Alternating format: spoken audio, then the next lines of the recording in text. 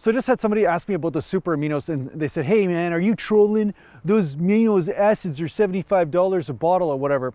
And the truth is, I'm not trolling, I am using them, and $75 is not actually the price. That's the funny thing, right? So before you guys complain, or any of you complain about it, that's not the price of the aminos, because the first order you make, you get $50 off. So basically you're paying $25 plus shipping, and if you order the aminos monthly, you get 25% off. So basically, they're gonna be around $50 to $55 a bottle. And then if you want to order them bulk, like say buy a 6-pack of super aminos, then you get them at a better discount. So this is the thing. So I'm really recommending this stuff because I'm using it and I do like it. So if you guys wanna try it out. The coupon code underneath here gives you $50 off, and there's a money back guarantee. If you don't like them, you could just contact the company and get your money back. It's a win-win. Try it out, let me know what you think, and yeah, you got nothing to lose. Try it out, or don't, you know, whatever. I don't care, more for me. Mountain. Train the muscles, not the joints.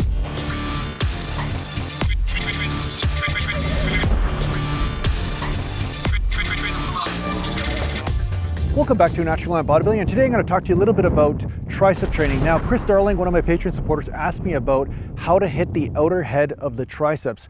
And although I find it hard to perfectly isolate one head or another because they do work together in some way, shape, or form, I found that there's a couple ways that you can get that outer head, or at least a larger percentage of it, right?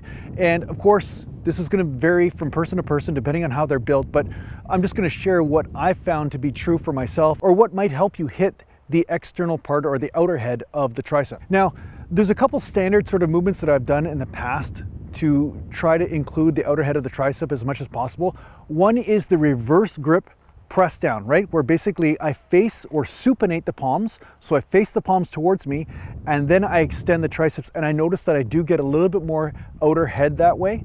But of course, you're gonna have to start including the extensors in the forearms as well in order to accomplish that movement.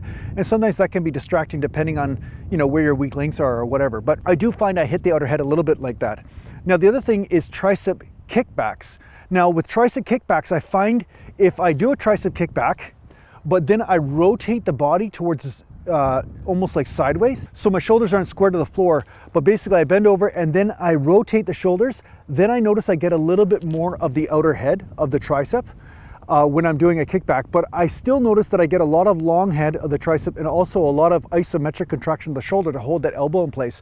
So kickbacks aren't really my favorite exercise for triceps, although I'll play around with them here and there. Now, my most go-to movement for hitting the outer head of the tricep is the close grip bench with flared elbows. Now, this means I come down to about 90 degrees at the elbow and then extend up again. I don't have to touch my chest, and I do a medium grip. So it's not super close where my wrists feel like they're bending in a weird, awkward angle, because sometimes that's what happens. People go too close and then they end up straining their wrists. So I go to an angle where I feel like my wrists can stay mostly straight. And then from there, I just go to 90 degrees at the elbow and then press out, keeping the elbows flared. Now, when I bring the elbows in close to the body, I find I hit more the inner head or the long head of the triceps. Now, the reason why you won't see me keep the elbows in a lot when I'm doing close grip benches, because I also find I include a lot of front delt in the movement, and that detracts from my tricep failure. Sometimes my delts are hitting failure before my triceps. So I found for myself, flaring the elbows and coming down to 90 degrees, I hit the most amount of tricep along with more of the outer head.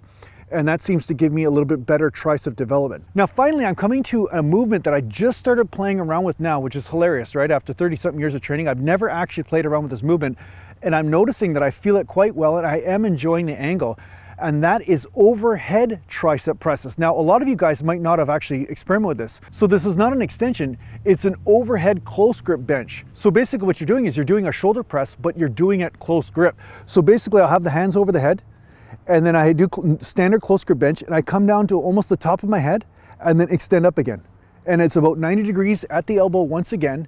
And I notice I get a massive pump in the triceps, and especially my outer tricep, I feel a lot of stimulation there. So it seems like it really gives the tricep a great workout. And I notice the next day I'm getting that overall tricep fatigue, which is a good indicator that I've beat up my triceps quite a bit. So I highly encourage you guys to try the overhead close grip bench, because it is a neat movement, man, and it's something different. You don't really see it that often, but I found it's extremely effective for hitting that outer head of the tricep. So yeah, I'm experimenting with this right now, so make sure you guys give that a try.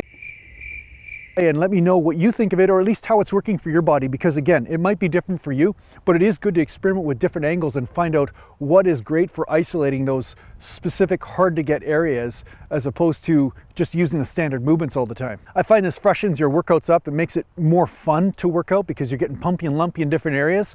And yeah, it's kind of neat just to experiment and play around in the gym. So anyway, I thought I'd share this with you. Thanks a lot for watching. If you need to get hold of me, just go to naturalglambodybuilding.com, and thanks to the Patreon supporters, and take care for now.